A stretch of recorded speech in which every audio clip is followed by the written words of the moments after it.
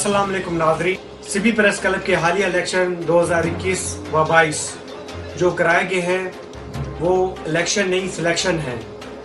National media cell और union of Sibi journalist की पूरी टीम इस इलेक्शन की शदीद अल्फाज में मजम्मत करती है और अपने इस जायज मुतालबे के हक में शाना बशाना खड़ी है और खड़ी रहेगी। हम तमाम शहर के सियासी व समाजी पार्टियों और इस सिलेक्शन से मुतासिर सहाफियों से गुजारिश करते हैं कि वो हमारा साथ दें और बरोज सोमवार ठीक 11:30 बजे प्रेस क्लब के बाहर एहतजाजी मुजाहरे में शामिल होकर हक और सच की इस जंग में हमारा साथ दें। वस्सलाम।